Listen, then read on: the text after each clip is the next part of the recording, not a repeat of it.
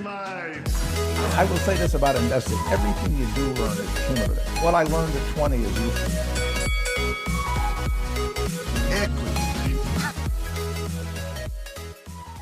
Welcome to another episode of Equity Mates, a podcast where we will help you learn to invest in 20 minutes or less. We help break down the world of investing from beginning to dividend so that you can hopefully make some returns. My name's Bryce, and as always, I'm joined by my equity buddy, Ren. How are you going, bro? I'm very good, Bryce. How are you? Good. Pretty keen for this episode? Yeah, I think it's well overdue. Yes. For those who watch the markets outside of listening to our podcast, they're probably wondering why we haven't spoken about it yet. Good point. But I think there's a reason for it, and I think we'll get into it. But why don't we start by introducing what we're going to talk about? Good place to start. I know I could have just done the introduction, but... Yes, so we are going to discuss the state of the market today, Ren. As you said, something we haven't visited in detail for a while, but it's been a pretty interesting year. So this is not necessarily going to be a wrap of the year. We'll do that in a few episodes' time, but there has been a lot going on in the market in the last sort of since September, particularly where we peaked in the US, and Australia's had some interesting times over the last few months as well. So we thought we would review where we're at the moment, and then also discuss what we're doing in terms of dealing with what is now seems to be a downturn, and also look at some other ways that other people have suggested dealing with a downturn. So let's crack into it, Ren. Yeah, sounds good. So I guess we should start by saying, the market in Australia peaked in August. In America, it peaked in September. Yeah. In European and Chinese markets, it peaked earlier than that. So the people that might be wondering why we haven't spoken about it earlier, because, the media definitely has. But I think, as part of our long-term approach that we keep trying to discuss, we don't want to be too reactionary, but it's probably time. We definitely are in a downturn and maybe heading towards a bear market. So it's probably important that we, even though we're still focused on the long term, and we'll get into that a bit later, it's interesting for us, and it's important to understand what's going on. It's exciting. Yeah. And, 2017 was a great year for the market, and that's when we started the podcast. So any thoughts that we were the market's good luck charms have well and truly been dashed. Yeah, you're right, Red. We haven't actually had the opportunity to really dig deep into this sort of stuff because we've been riding such a bull market since the start of the podcast. So yeah, it's finally starting to turn. And let's start with Australia. Do you want to? Yeah. So what I've done is I've pulled out the sort of peaks in some different markets. Okay.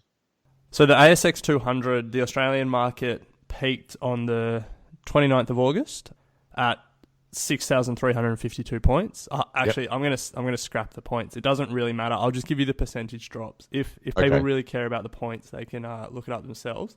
So I care about the points. Okay, all right. Do you want me to do the points? No, do percentage. I feel like sometimes if you just throw too many numbers in a podcast, people don't follow it. True. That's a little tip for all you other rival finance podcasts out there. Podcasters.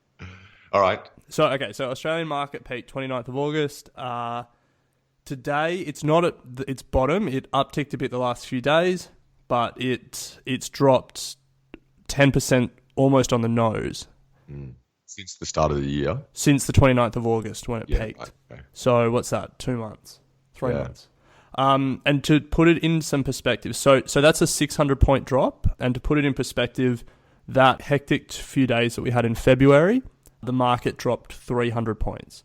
So, obviously the February drop happened in like 2 days and everyone was wondering what was going on. But the actual drop in terms of size is double what happened in February. So that's Australia, about 10%. America, they've had a little bit of a larger drop.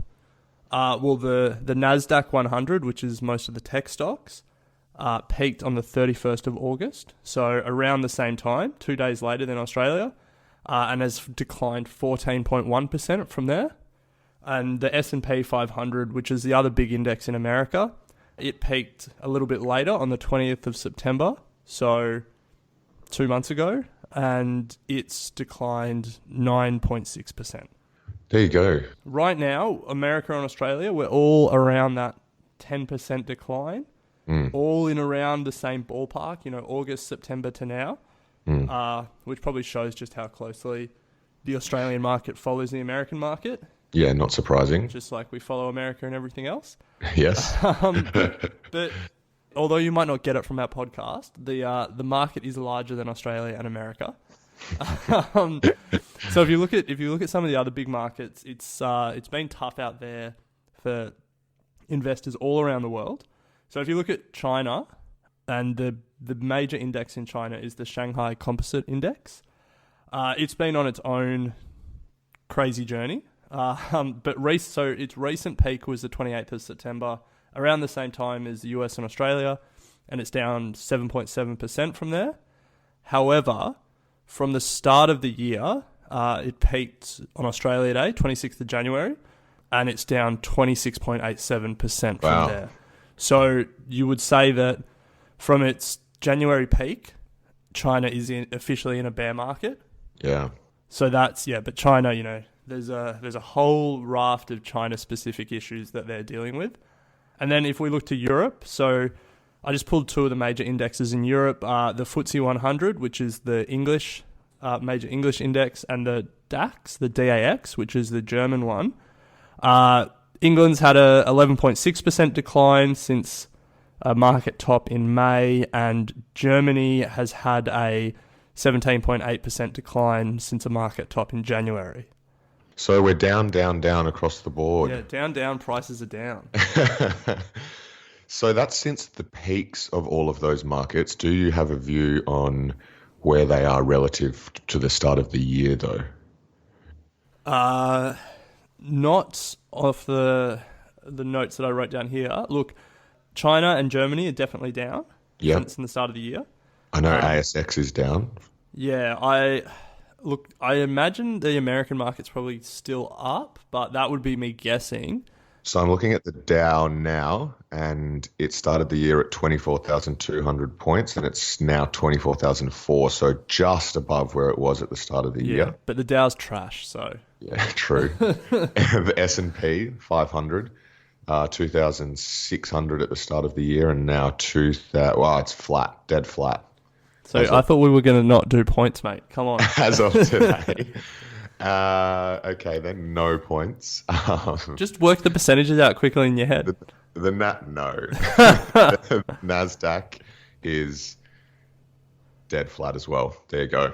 Yeah, so I think the takeaway from this point in the conversation is markets had a crazy run and they have had a pretty sharp decline in the last couple of months.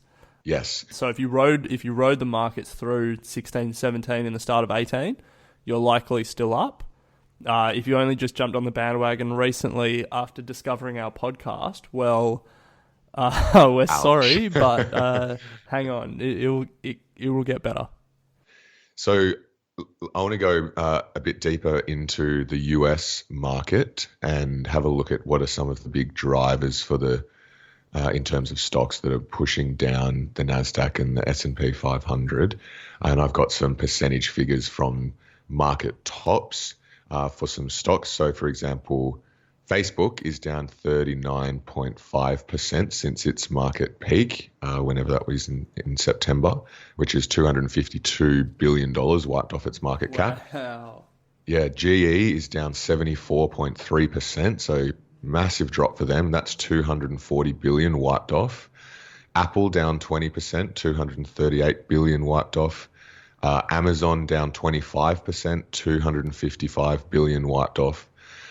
So these stocks are pretty big movers in terms of their weighting in the indexes. And so, if they're looking at 25 to 70% in some cases, billions of dollars wiped off the market, there's some big drivers and some of the reasons why the NASDAQ and S&P have fallen from their peaks so quickly, I guess. These bigger tech stocks are really taking the brunt of the sell-off that's happening at the moment. So a lot of dollars lost there, Ren. Yeah, that's pretty incredible. Yeah. Yeah. 70% for GE. 70%. Yeah. Imagine being the CEO. Yeah. But look, huge. 40% Facebook. I mean, some opportunities. Yeah, I wouldn't invest. I mean, we don't give investment advice, but I personally am not going to touch Facebook. No. The fact that most of our mates are deleting it, and I mean, we'll still use Instagram, but I'm not a massive fan of Instagram, and WhatsApp is great, but they don't make any money from it. So, yeah. Well, they probably mine our data and sell advertising, but they don't advertise to us. No. Through it. So, yeah, I'm not sure about Facebook. Amazon, 25% down, but it was trading at a ridiculous price. Well, that's the thing. They're probably all reverting back to sort of levels that are a bit more reasonable. Even so, they're probably still considered. Well, they are still trading at ridiculous prices. But yeah, 25% sell-off, not surprising, really. Yeah. Probably more to come. So we are at this point where we're in a downturn. Oh, yes. Well, do you want to talk about other asset classes like gold and oil and stuff? Yeah, well, yeah, I think it's a really interesting time because it's not just equities that are slumping at the moment. If you look across the board, there are a number of asset classes that are also taking a bit of a hit at the moment, all for various reasons. But for the first time in many years, and this has only happened 3 times since 1901, 2018 is on track for the third worst performance in over a century in terms of percentage of assets with negative returns. So we're looking at over 60% of assets across the board are looking at a negative return for 2018. So we're looking at crypto. If you look at the top 10 cryptocurrencies that are out there, think about where we were this time last year and the mania that was running up into December and January and Bitcoin going through the roof. Everyone think it was fantastic. Bitcoin is now down 70% since the start of the year. And you've got some of the major other cryptos, Ethereum and the like, are down 96, 97% since the start of the year. So that's a bubble that has well burst. Oil has come off a peak since same sort of period, September, October. It's considerably down now as well. Credit markets are taking a hit. Property and housing also taking a hit. So without going into sort of too much detail, it's just a really interesting time at the moment, Ren, where a lot of assets are now being turned into cash, and we've got this situation where, 2018 is looking like one that is not going to be great for investors, where, 6 months ago, where you had Trump tweeting that he's the greatest guy alive because of the state of the markets in the US. So interesting times. Yeah. Now, I think I'm going to butcher or misappropriate this quote, but okay. Someone said, prices aren't set by earnings, prices are set by liquidity. And I mean, it makes sense that what actually sets asset prices is the amount of money in the system that are buying and selling these assets, more so than how the assets are actually performing. And when you think that we had a period of quantitative easing across the world where there was just all this liquidity being pumped into the system, like all this extra money being pumped into the system, it does make sense that when that money supply contracts, that asset prices would start to revert down. Yeah. So... Yeah, look, I mean, to say this has come out of the blue is probably not true. Everyone for a while has sort of been asking when it was going to happen. And ironically enough, you said the 15th of September, and the S&P 500 peaked on the 20th of September. So you might get half a point for that. Yeah, that's a good point regarding the liquidity. Just look at QE, like we knew that the tightening up of that is going to have an impact, and it is. It's just interesting that it's all happening to multiple asset classes all at the same time and in sort of a slow motion. So something that we really haven't seen before, I don't think. You look at gold, for example, which you would expect traditionally to perform quite well in situations like this, and even it's, trending down in price at the moment. Yeah. So we're at the point where markets are down, a lot of other assets are down, and the question is, what do you do? So before we get into how we're going to play it, I thought I would ask Google. And so I just Googled how to play downturn. And I just opened the first 3 links. Okay. Only 3. Okay. That will be important in a minute.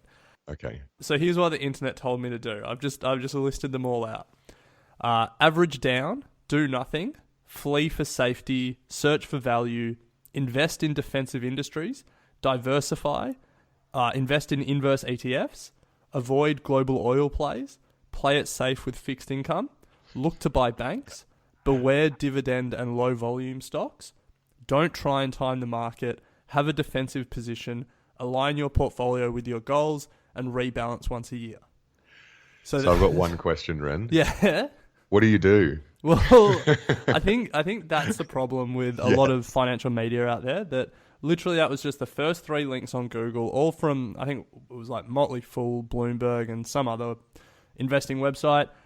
And it's just like, you get smacked in the face with that. What are you meant to do with it? So there's a lot of confusion out there, and, things like avoid global oil plays, look to buy banks. Like, it's such specific advice. And I think what we should do is just talk to our personal experience. Yeah. And I mean, I'll let you go first, but for mine, it's a lot more simple than these, 7 things you should do in a downturn articles make it out to be. I agree. A lot of those things are great to explore if you want to try and make some money, particularly in a downturn. But yeah, you're right. There was just a whole lot of jargon in there, defensive stocks and diversify and all this sort of jazz, things that you would naturally be doing, I think, if you're thinking about your investing portfolio as a whole. But yeah, I think you're right, Ren. We both agree that the first thing to do in a situation like this is obviously not panic and stick to your guns. I think that's the best way to play a downturn, because we've both discussed. Mate, come on. You just had a crack at no jargon, and then the first thing you said was don't panic and stick to your guns. All right, let's be a little bit more specific. Well, okay, being more specific, I think, this is a cycle. This happens not all the time, but we know that this happens across the history of the stock market, and history shows that we will bounce back. So I think the first thing to do is not sell everything. We've discussed that. You would agree, right? Yeah, I would agree. But come on, mate, don't look to me for validation. Tell us your strategy, and then I'll tell you mine. Okay. My strategy at the moment, to be honest, is, well, as you know, I'm reasonably heavy in cash, looking to take these opportunity of this downturn. I'm not in a position yet where I think I'm ready to deploy all that cash, but I have been putting it to use across short positions. Now, something that I haven't been doing for previous years, obviously, because the market's been relatively bullish and going up, so there's no point in being in a short position. But now I am looking at ETFs, particularly through Stake, that are giving me access to shorts against the NASDAQ and the S&P 500. What that means is I'm essentially investing and saying that the market is going to be going down, and as a result, I'm going to make money on that. So that's probably my specific play at the moment, although I haven't sold out of any of my other equity positions that are in Australia or in the US, remaining with them. But that's also because I don't have a large amount at the moment, as everyone would know, reasonably heavy in cash. So that's how I'm playing it at the moment.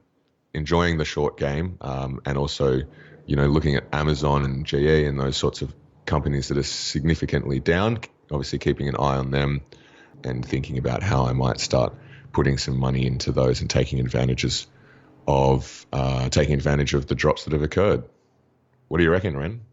If you invest in JE, I think we're going to have to do a whole episode dissecting that decision. But your strategy makes sense. I have approached it a little bit differently. So whereas you have tried to go short, well, you have successfully gone short and made money, I haven't looked to do that. And I mean, that's just a risk tolerance thing for me.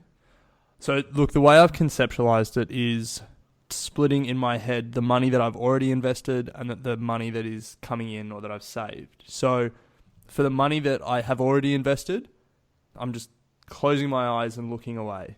You got to trust that the work that you did, the research that you did at the time when you bought it will hold, and that you were correct. the worst thing that you can do is sell into the teeth of a downturn, and you'll be devastated if then you were correct, your research was right, and the stock rebounds, and in 10 years' time, you could have tripled your money if you just held on. So the money that I've already invested, I'm just looking away. For the money coming in or that I've saved for a moment like this, now that, we're sort of in the teens percentage down, I'm starting to look at what's available, what's around. As you said, Amazon's down 25%. That's interesting. There's definitely opportunities in Australia as well. Yeah. So I haven't actually invested anything yet, but when I'm getting paid, I'm just keeping it in cash and just looking for opportunities. And at some point I will start buying. Yeah. So I guess what we're saying is we're not actually trying to play the downturn or have a defensive strategy, although short is a bit of a defensive strategy, but we're just really looking now for opportunities to get in the market where we otherwise might not have entered due to the downturn. So it's a really interesting time, and I think we've still got a lot to go potentially. If this could just be the start of something a lot bigger. I think I want to just, for those that are interested in the shorts, I can give some specific examples of what I'm buying into if anyone's interested. As information, not as advice. Absolutely, as information, just because, it's good to get this sort of stuff. So SQQQ is one that I'm in with stake at the moment. It's ProShares Ultra Pro Short, and it's leveraged. So that means it corresponds to 3 times the inverse performance of the NASDAQ because of its leveraged position, meaning that they're using a lot of debt to finance it, I guess. And then I am in another one in the S&P 500, and it is ProShares Ultra Short S&P 500 ETF. It's leveraged 2 times, I'm pretty sure. There are some opportunities we spoke at the start of this year, I'm pretty sure, Ren. BBUS is one that you can buy on the ASX, and Bear, both beta shares, and they are corresponded to the ASX 200. So there's some stocks you can buy into if you were looking to short. Yeah. I think... not investment advice. No, I think do your own research. Consider your risk tolerance. Speak to someone smarter than us before you start playing with leverage short positions. Yes. And obviously, once you've got independent advice not from a podcast, make sure it's money that you would be okay losing. You don't need it to pay your bills. Because as quickly as you make it in a triple leverage position, you can lose it. Yes, very right.